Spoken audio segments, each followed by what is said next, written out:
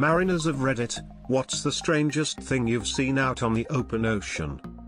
One time on the coast I saw a massive storm stretching as far as you could see, which is of course very far when you have nothing obstructing your view.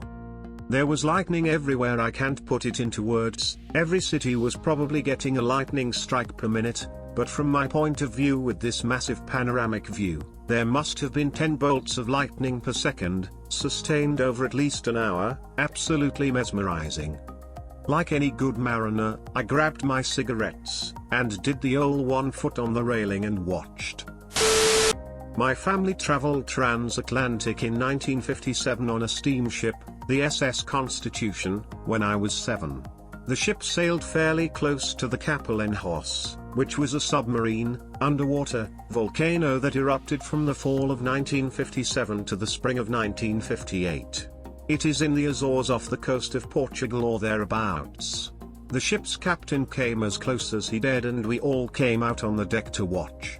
From where we were it looked like the volcano was floating on the ocean's surface.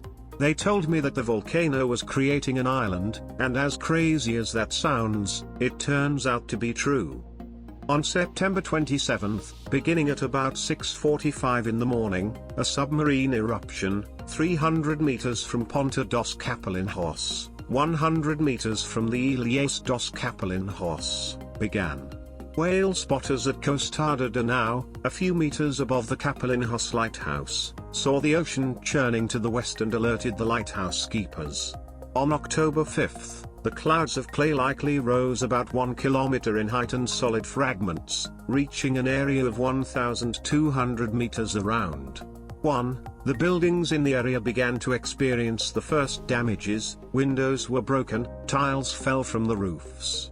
By the next day, the first ash fall began on land. In a few hours a black mat covered the extreme west of Island 1, reaching 2.5 kilometers from the crater, necessitating the evacuation of the settlements of Norte Pequeño and Canto. Initially, gases and pyroclastic explosions persisted until October 13th, while gradually diminishing, but were rapidly replaced by violent explosions, lava bombs, ash and lava streaming into the sea.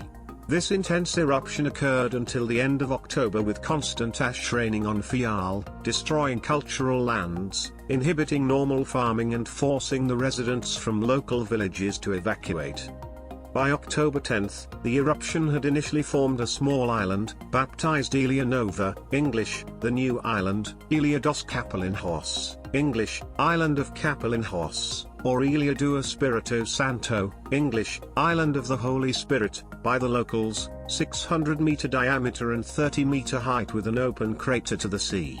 By October 29th, the island grew to 99 meters high and 800 meters in diameter of coarse black ash.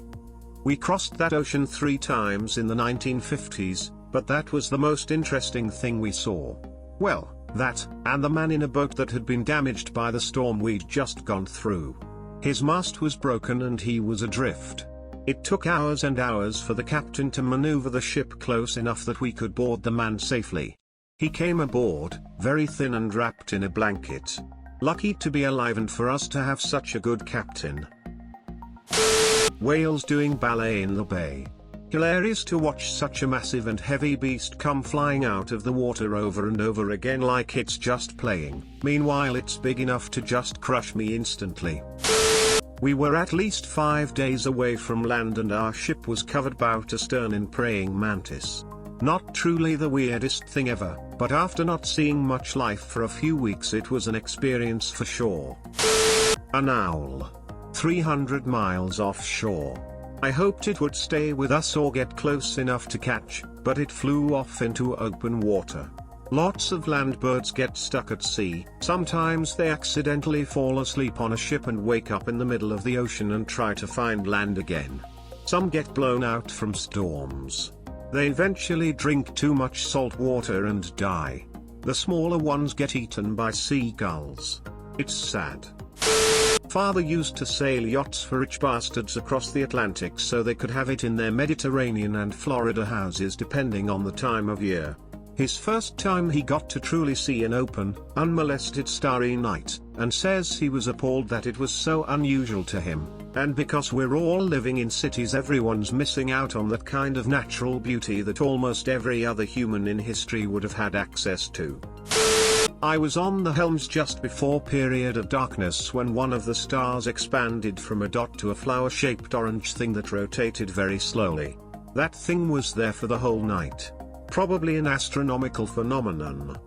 Update: I realized that many people, myself included, are curious about the orange thing I saw. I don't believe in alien spaceships, still sticking to the theory of astronomical phenomenon. I googled orange light in sky. This is the closest thing that I found. Imagine that, but rotating very slowly. Rotation aside, it has no vertical/horizon motion. I know the blog page says UFO lol, but I am just trying to show a depiction. Perhaps the image could ring a bell in someone's head. Not on the ocean, but whirlpools and drains in the middle of lakes absolutely terrify me. There's something about them that are so foreboding and menacingly.